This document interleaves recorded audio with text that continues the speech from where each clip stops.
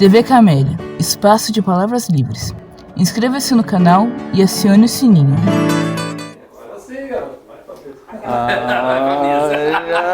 Vai, agora sim.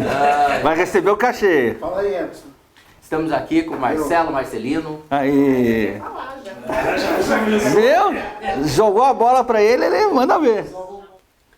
Aqui é o Edson Rezende, pesquisador do NESEF, membro da TV Camélia, professor de filosofia.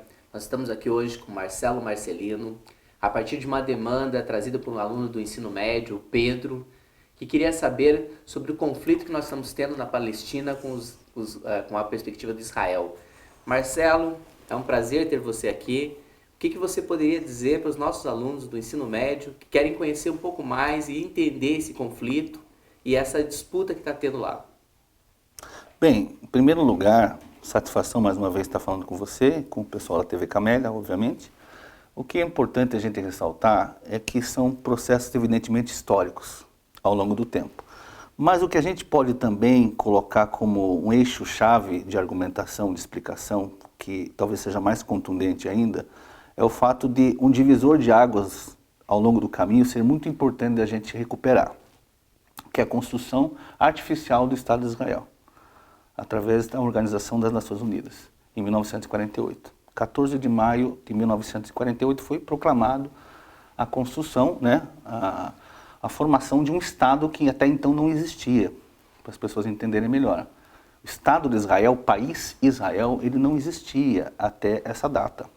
E esse Estado de Israel ele foi organizado num território muito disputado ao longo dos séculos, ao longo dos milênios, principalmente a partir da Revolução Francesa, onde no século XIX, alguns homens bons, que a gente fala europeus, eles são chamados assim, homens bons, porque eles se proclamam, se declaram homens mais sábios, mais dominantes no circuito econômico, político, cultural, e eles decidiram que a partir de então, do começo do século XIX, com a questão da República, a formação dos Estados nacionais, que o Estado de Israel merecia ter uma atenção e se configurar como país. Só que somente um século e meio depois, isso acaba ocorrendo, principalmente aproveitando o gancho, infelizmente, do extermínio dos judeus pelos nazistas na Segunda Guerra Mundial, que foi o ponto de, digamos assim, esse realmente divisor de águas que a gente fala, né? Que foi a desculpa, né? O interesse deles veio à tona, proclamando que, a partir de então, era impossível a gente deixar de lado a questão de Israel dos judeus, que durante milênios foi um povo sempre perseguido. E vamos lembrar que Israel, os israelenses, os judeus, nunca foram sozinhos povos perseguidos. Sempre houveram outros na sociedade, porque dá a impressão que só os judeus foram uma população só ela muito mais perseguida que as outras. Não, isso não é fato. Só que como esse povo judeu se organizou através de pessoas muito importantes na sociedade capitalista, principalmente a partir da Revolução Industrial, onde grandes homens construíram suas fortunas, enriquecendo, pilhando justamente populações também árabes e também de outras nações, através de grandes conglomerados econômicos financeiros ao longo dos séculos. A família Rothschild, por exemplo, muito famosa, por ser uma família que tem braços importantíssimos no poder econômico do Estado, nos bancos, grandes organizações financeiras que foram se constituindo, foram lapidando a sua trajetória, as suas biografias, com muita exploração, expropriação e pilhagem de outros países e povos. Foram esses homens do século XIX que impulsionaram a construção do Estado de Israel, que vai ocorrer em 48, aproveitando-se do gancho, infelizmente, do extermínio de milhões de judeus na Segunda Guerra Mundial com o Holocausto.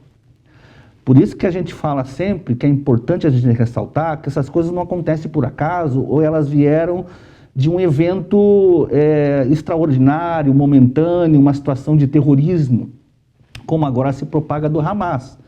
Não se trata de um terrorismo em si, nós vamos aterrorizar os judeus no Estado de Israel porque nós não concordamos com os judeus. Não se trata de uma análise simples.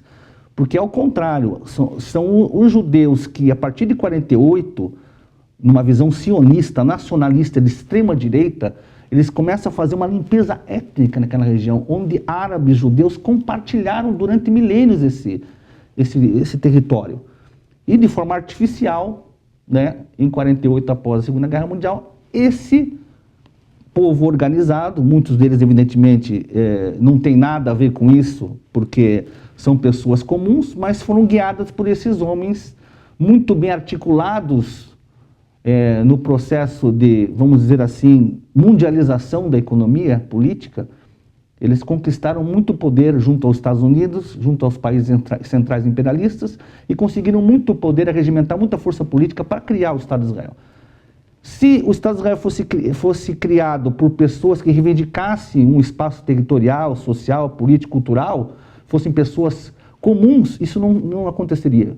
Aconteceu porque pessoas muito poderosas ao longo da história arregimentaram forças políticas o suficiente para criar esse Estado artificial em 48, utilizando-se evidentemente infelizmente, genocídio dos judeus pelo Holocausto nazista antes e durante a Segunda Guerra Mundial. É muito interessante, né, porque você começa com esse contexto histórico extremamente importante para compreender o conflito, mas daí nós temos a questão do grupo do Hamas. Eu acho que a partir dessa questão econômica também tem a questão cultural, religiosa, como que se vincula e se relaciona com a questão do Ocidente, e a relação de como a gente percebe, muitas vezes tenta colocar de um lado como bom e um lado como mal, mas como que é possível entender esse conflito, principalmente o grupo Hamas e essas questões também culturais, que estão ligadas também a uma estrutura econômica, né?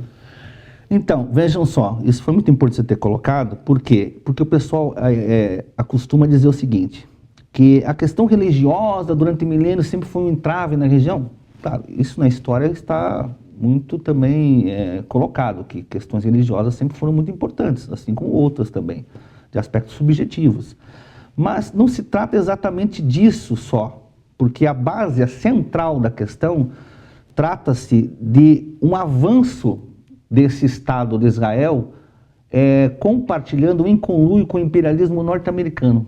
Primeiro que depois do fim do Império Otomano, na Primeira Guerra Mundial, quem define esse território, divide ele, são as forças francesas e inglesas, que são as vencedoras da Primeira Guerra Mundial. Então eles dividem esse espaço territorial, África, Ásia, Oriente Médio, e a Palestina fica sob comando dos ingleses, porque o Império Otomano é derrotado, acaba a Primeira Guerra Mundial, os ingleses ficam com essa partilha da Palestina, e somente eles passam a um Estado, aspas, independente, soberano de Israel, com a formação desse Estado em 48. E os ingleses, como também vão enfraquecendo ao longo do tempo, em termos de potência, antes chamada imperialista, porque agora com o declínio desses impérios mais fortes durante o processo histórico, que a Inglaterra também, a França, depois da Segunda Guerra Mundial, vem perdendo força, né? E eles passam a bola da vez para o comando dos Estados Unidos. Quer dizer, Israel passa a ser uma espécie de cão de guarda, foi uma linguagem bem acessível para as pessoas entenderem, o cão de guarda dos Estados Unidos no Oriente Médio. Ele serve como um país satélite, um país que serve para sustentar a força dos americanos no Oriente Médio. Engraçado, interessante o seguinte, que o recém-criado Estado de Israel, a partir de 48, ele se torna uma potência enorme em poucos anos. Lembrando que um país não consegue se construir sem uma ajuda, da forma como foi, sem uma ajuda externa. Ele teve muito dinheiro dos Estados Unidos como forma de assessorá-lo no controle imperialista dessa região, desse território. Por exemplo, outro exemplo importante, a bomba atômica. Israel tem uma bomba atômica em 79. Quer dizer, um país pequeno, construído artificialmente, em 30 anos ter uma bomba atômica. Um país que artificialmente consegue fazer um exército que derrotou vários países árabes, logo depois declarado a formação do Estado de Israel. 6 países árabes entraram em conflito porque não aceitaram que Israel tomasse essa grande parte da Palestina, que se achava que a ideia original era ter um Estado palestino e um Estado israelense. Mas isso não foi, na prática, consolidado. Pelo contrário, o Estado de Israel foi o único a ser construído, e a partir de então ele começou a fazer com que essas populações palestinas fossem expulsas desses territórios. Expulsas mesmo. E houve um êxodo da região. Aí teve uma guerra em 48, outra guerra em 56, uma guerra em 67, uma guerra em 73, com outros países árabes. Por quê? Não aceitavam a ingerência de Israel sobre outros territórios que não pertenciam a ele originalmente. Então a questão religiosa existe, óbvio, sem dúvida, questões culturais, questões religiosas, mas a principal é a questão expansionista, que Israel começa a expandir a sua força, uma espécie de força colonial acessória dos Estados Unidos, e com isso os interesses tanto dos Estados Unidos quanto de Israel, do Estado sionista de Israel, de extrema direita, começa a se consolidar a partir da invasão de outros territórios que não pertencem a ele originalmente. Então, Estados Unidos vem tomando conta de territórios há anos, há décadas, coisa que teve o quê? Uma resposta. Evidentemente, muitos grupos começaram a se organizar para combater o avanço das forças sionistas de Israel. E com a anuência completa dos Estados Unidos da América. Porque só existem 2 países no mundo que votam todas as resoluções em conjunto, Estados Unidos e Israel. Todas elas são votadas unanimemente em conjunto. Estados Unidos e Israel tomam todas essas decisões, todas elas de uma forma única. Por quê? Porque é um Estado satélite que serve como Estado acessório, dá uma base de sustentação geopolítica na região do Oriente Médio. Então a questão religiosa existe, porém não é central. O que é importante falar para os alunos é que existem várias questões, só que a questão central é de domínio do imperialismo, quer dizer, da força econômica, política, cultural dos Estados Unidos com os países imperialistas, que são os países do G7. Esses países, 7 países, que são as forças imperialistas do mundo, que dominam, que controlam a economia mundial, que controlam os meios de comunicação de massa, que controlam a indústria cultural, que controlam a política militar. E aí outros países também começaram a se insurgir contra esse poderio enorme, no caso da Rússia e da China agora, que são os países, as potências regionais que mais procuram combater o imperialismo desses países. E o que faz o Hamas, como outros grupos ditos terroristas, não é nada mais do que Israel faz com esses territórios. Eles sim praticam o que a gente chama de terrorismo de Estado e agressão. Quando se fala de um grupo terrorista, na verdade você está falando do seguinte: é a resposta que certos grupos dão de forma muito violenta, muito dura, contra o ataque de um Estado muito poderoso contra uma população muito pobre e oprimida dessas regiões. Então é muito cuidado com essa questão religiosa, que ela existe, mas ela não é central. O que é uma coisa central? Aquilo que tem uma preponderância maior. O que tem uma questão muito mais importante aí é o expansionismo de Israel com a anuência dos Estados Unidos a fim de controlar a região geopoliticamente estratégica no mundo. A questão religiosa é usada muitas vezes pelos meios de comunicação para justificar ou para tentar explicar, dizendo que esses loucos terroristas do Hamas e outros grupos, olha o que eles estão fazendo com a população israelense. Não é bem assim. A gente tem que explicar que a coisa é muito mais complexa e ela é uma resposta do ataque, sim, de um grupo militar poderosíssimo da região, o mais poderoso da região, que é Israel, contra uma população oprimida, pobre e esmagada por uma espécie de gueto, que é esse territóriozinho que ficou, esse restante da população que mora no que a gente chama hoje a faixa de Gaza, que é do tamanho de Curitiba, região metropolitana, nem região metropolitana, que é 42 quilômetros só, tamanho de Curitiba, nem isso, onde mora uma população de 2,5 milhões de pessoas, esmagadas, oprimidas, onde 47% da população não tem emprego, o desemprego é absurdo. A maioria das pessoas tem as condições ditadas por Israel, que é o corte de energia elétrica, corte de água, corte de fornecimento de serviços públicos essenciais, que Israel controla, que não deveria controlar. Quando o Hamas ele toma essa ofensiva, o que ele está fazendo? Ele está uma resposta dura, contundente, violenta. Mas por que eles têm essa resposta? Porque eles estão cada vez sendo triturados, estão sendo mortos, os territórios estão sendo tomados por um Estado de extrema-direita, que é o Estado de Israel. Então, Marcelino, você poderia falar um pouco da questão regional, né? Também por que esses grupos, como Hamas, Hezbollah, eles não vão se deslocar dessa região e vão entrar nesse conflito, né? Outra questão que surge pelos estudantes é a estratégia utilizada pelo Hamas, que vai atingir também uma população que você colocou, que na verdade está ali, mas que muitas vezes não deliberou essas políticas que Israel tem tomado. Então, como a gente pode entender tudo isso e entender também como que chega para nós aqui o discurso, né? Como os meios de comunicação nos passam nessa perspectiva. Então, como entender esse capital que chega para as pessoas para poder ter informação e assumir um lado do conflito, mesmo que de longe, mas dizer qual é a posição que a gente está dando adesão, como que isso chega para a população e em que medida elas poderiam ter outro tipo de informação, talvez para ter uma visão mais realista do que está acontecendo. Então, eu vou começar por essa última, Edson, que eu acho que fica melhor para responder a partir dela. Porque é o seguinte, quem controla os meios de comunicação de massa no mundo são os países imperialistas. E para dominar, você precisa de 3 condições fundamentais. Primeiro, você tem que ter a base econômica. Quer dizer, os recursos orçamentários, seja do Estado ou da pilhagem de outros países através da conquista, não só da exploração de outros países oprimidos, outros países de terceiro mundo, ditos assim, né? Outros países periféricos, atrasados, mas a população dos próprios países desenvolvidos também está sendo cada vez mais subordinada a esta ordem do capital. Você tem que ter condições econômicas para bancar exércitos, por exemplo. E os exércitos são fundamentais para manter o poder. Por exemplo, os Estados Unidos têm mais de 800 bases militares espalhadas no mundo. E quando ele não tem bases militares, ele utiliza de países muito fortemente aliados. O maior de todos é Israel, nesse sentido militarista.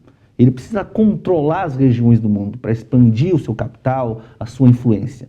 E ele utiliza dos meios de comunicação, por isso que são países imperialistas, o que as pessoas têm dificuldade de entender. Porque eles dominam os recursos econômicos, dominam a sua política militar internacional e dominam também a questão dos meios de comunicação. Os jornais, eles vendem quais ideias para as pessoas? Eles têm que construir um consenso ideológico, uma cultura, uma forma de compreender e interpretar o mundo, os valores. Esses valores são construídos através desses grandes jornais, da indústria cultural de Hollywood, que passa essa imagem do mundo como ele deve ser a partir desta perspectiva dos Estados Unidos, principalmente, que é o país-chave, é o país que comanda essa estrutura imperialista no mundo. Então, em primeiro lugar, se você está olhando um jornal, você está escutando, você está vendo, a pessoa que vê um jornal, ela tem que entender que esse jornal tem interesses, ela está vendendo uma notícia, e essa notícia muitas vezes é fabricada. E ela é editada conforme os interesses de uma classe social ou de países aliados. Por exemplo, a questão da guerra da Ucrânia é muito parecida. Por que a versão que corresponde àquela versão de quase todo dia cotidiana, a versão vencedora é de que os russos são os inimigos, do que Putin é um sujeito autoritário, ditador, etc. Por que vende esta imagem contra a Rússia? Pode até ser que seja também, em grande medida, isto. Mas por que da Ucrânia não falam nada no caso do Zelensky, que apoia grupos neonazistas contra as próprias populações na Ucrânia? Por que não se fala nada disso? Por que se encobre esta realidade? Porque a função de um jornal, de uma novela, de uma série desses grupos imperialistas que estão espalhados principalmente na Europa, nos Estados Unidos, vende esta imagem para que as pessoas acreditem que este mundo, esses valores do mundo são os valores universais e que as pessoas devem anotar essas ideias e devem compreender o mundo a partir dessas relações. Relações de dominação onde os inimigos você tem que colocar bem claramente quem são. No caso, o Hamas, que é um chamado grupo terrorista, o Hezbollah do Líbano, chamado outro grupo terrorista. E, na verdade, quem que pratica mais terrorismo no mundo? São justamente os países imperialistas. Por exemplo, quando os Estados Unidos jogou uma bomba atômica em Hiroshima e Nagasaki em 1945, uma bomba atômica em cada uma das cidades, isso pode ser chamado de quê? Se não de o maior terrorismo que se possa imaginar. Contra uma cidade inteira, ou contra duas, no caso. Quando um país invade o outro, isso não é agressão e terrorismo de Estado? Quando invadiram o Afeganistão, quando invadiram o Iraque, quando invadiram o Vietnã, na Guerra do Vietnã, que eles foram derrotados em 75. Todas as invasões dos Estados Unidos, e de países aliados serviram aos interesses desses países contra populações inteiras de países chamados ditos atrasados. Então, quem que pratica o terrorismo maior? São esses grupos que, infelizmente, a violência acaba sendo espalhada também como uma resposta, mais como uma resposta do que como um ataque. Porque, geralmente, um grupo terrorista, ele não toma iniciativa no início desse processo. Sempre é uma resposta a um Estado invasor ou uma resposta dentro de um determinado país com uma política dominante contra a população. Aí existe uma resposta. A resposta é uma resposta violenta. Não dá para querer que eles respondam com flores ataques de populações inteiras. A gente não está dizendo o seguinte, que esses grupos eles devem ser compreendidos como amáveis, como pessoas... Não, não é isso. É para entender na forma mais racional, no sentido da resposta, que esses grupos estão respondendo ao ataque destes países, em primeiro lugar. Em segundo lugar, a questão do Hezbollah no Líbano, do Hamas e do Irã, por exemplo, apoiar certos grupos, é porque existe este conflito, onde o Irã participa de um bloco anti-imperialista junto com China, junto com a Rússia e com outros países que estão indo na direção contrária à dominação estrangeira do imperialismo norte-americano e dos seus consortes europeus, dos seus aliados europeus. E esses países se acharam, por direito, defender uma política de soberania, a despeito se a gente concorda ou não com esses governos, que daí já é uma outra história, mas que eles têm direito de ser soberanos, isto é, eles têm o total direito de cuidar da sua nação da forma como eles mais acham conveniente, do que outro país invadir esse país e ditar as regras de como eles devem governar. Porque vamos pegar o exemplo do Brasil. A gente aceitaria que outros países chegassem assim e dissessem: oh, o Brasil não pode fazer isso, o Brasil não pode fazer aquilo, porque nós não aceitamos. Mas a política do Brasil não deve ser uma política organizada, administrada pelos brasileiros? Por que um país estrangeiro deve ditar as regras de outro país? A gente deve aceitar isso pacificamente? É isso que acontece. O Irã não aceita, a China não aceita, a Rússia não aceita. A despeito de concordarmos ou não com as políticas internas de determinados países, que é uma outra questão. Então, se você pudesse também dar aqui uma dica para os nossos estudantes, onde eles podem conhecer um pouco mais, compreender esse processo que você está falando do imperialismo, da colonização, que se faz efetivamente de alguns povos em detrimento de outros, e da resistência até que nós estamos tendo, econômica, aí, principalmente com a China, nós temos com a Rússia também a questão militar, como que eles podem buscar mais informação, né, de qualidade para poder entender esses conflitos que cada vez serão mais crescentes, como você colocou? Olha, para alguém ter uma visão melhor, mais elaborada dessa temática, o que é importante e inescapável é a leitura. Por mais que alguns estudantes queiram um atalho, né? Eu quero um atalho, eu quero algo mais palatável, mais simples de entender, eu quero um videozinho curto, que me explique melhor, que dê um panorama mais... Mas é muito difícil pelo grau de complexidade, porque num vídeo curto é difícil você abordar temas tão complexos. Eu mesmo aqui, eu estou procurando resumir o máximo possível dentro das questões que eu considero mais importantes, mais centrais. Porque se a gente ficar aqui para conversar sobre Palestina, sobre o Estado de Israel, sobre questões étnicas, culturais, religiosas, etc., isso daria realmente vários programas nessa conversa. Então eu anotei aqui até um livro que eu estava falando para vocês, que eu até não posso deixar de esquecer, fora o Noam Chomsky que eu falei, né? Que eu acho que a gente pode colocar... Tem vários livros do Noam Chomsky, né? Para o pessoal anotar aí. O nome do autor é Ivan Pape, que tem muitas referências históricas e ele explica, né, historicamente como esse processo da violência na Palestina ele se expandiu, principalmente a partir desse marco de 48. E ele fala sobre a limpeza étnica da Palestina. Eu acho que é um livro fundamental e os alunos podem, a partir deste livro, quem sabe aqueles que não estão acostumados muito com a leitura, serem incentivados pelo tema. Então, acho que a indicação desse livro é interessante. Eu acho que eu aconselho os alunos a começarem a ler. Se vai tomar gosto pela leitura, toma um gosto por uma coisa que chama a atenção, já que eles estão querendo muito saber.